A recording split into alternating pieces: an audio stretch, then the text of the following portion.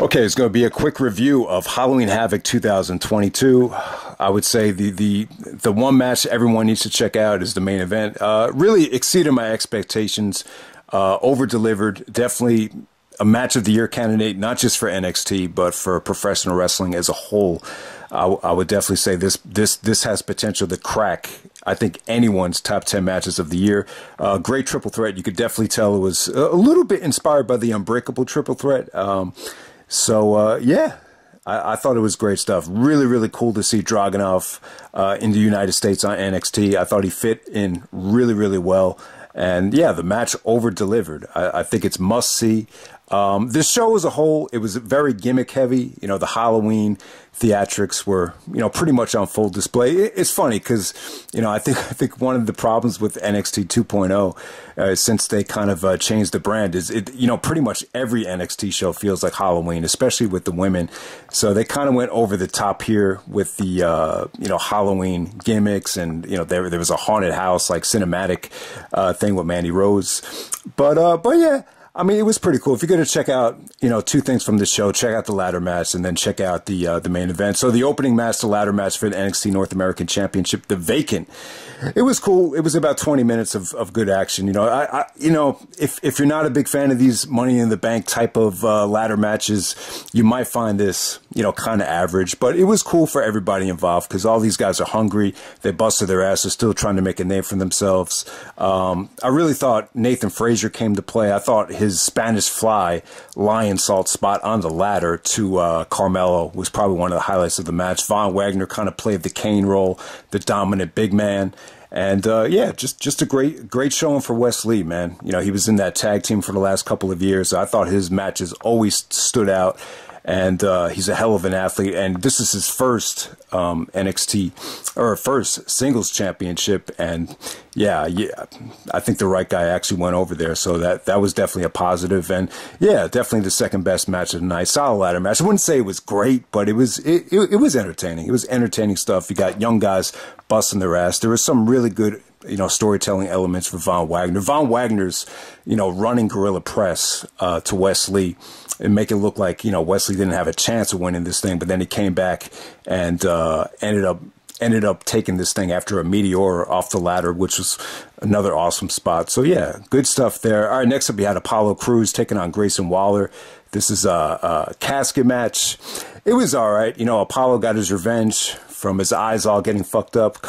So, but yeah, a lot of brutal bumps from Grayson Waller. He took a lot of nasty belly-to-bellies. Apollo took a nasty bump through the casket, and then all these Halloween guys came out and brought another casket out. It was entertaining. I wouldn't say it was great, but definitely got the job done. Nice revenge for Apollo Crews. Grayson did get a lot of heat.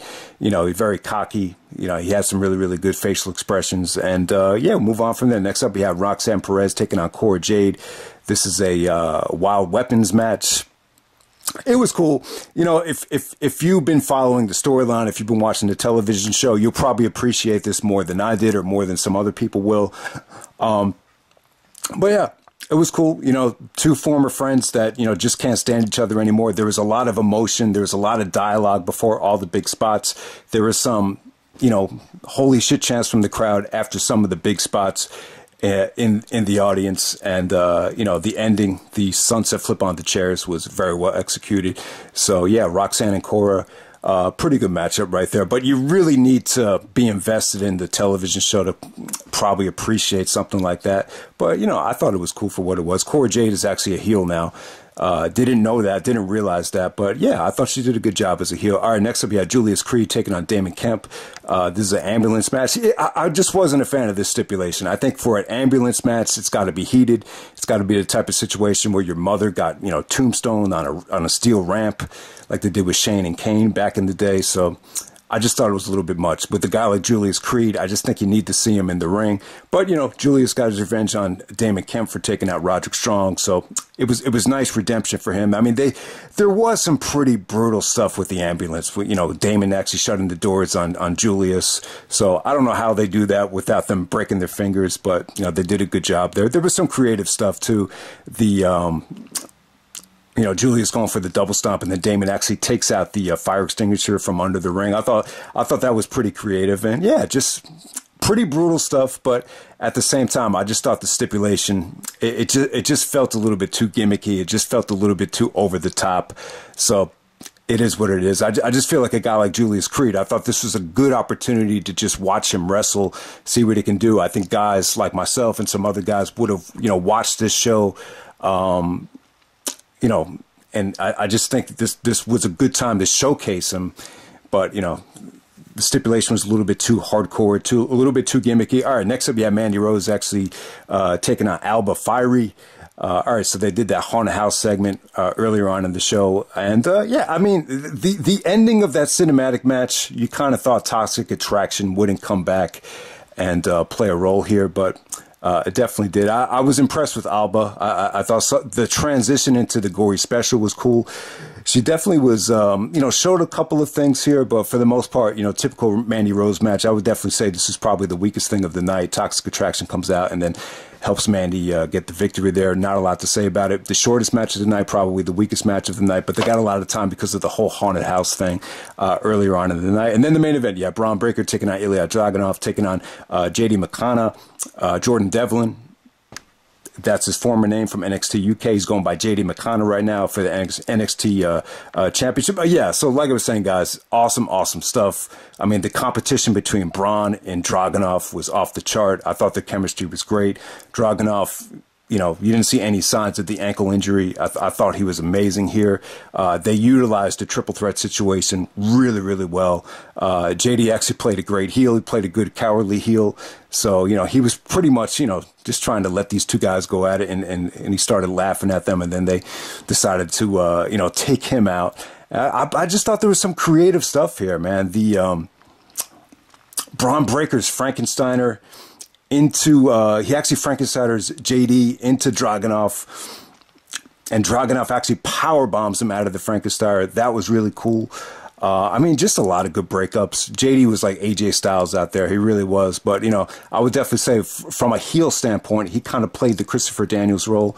And man, I just thought this was great stuff. Awesome stuff. Great atmosphere. They actually tweaked the lighting a little bit just to make this have more of a primetime feel. So, overall, man, I thought this was a great triple threat match. Only went about 24 minutes, but they packed in a lot of action.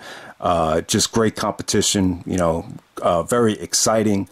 There was even some there was one point in the match where Bron actually went for a spear. Looked like he was going to spear Dragunov out of the ring, and I'm just like, man, be careful, man, because you don't want to break your neck there. So, but nobody got hurt. It takes a lot of skill to pull off a match this stiff, this athletic, and this crazy, and they still got the job done, man. It exceeded my expectations.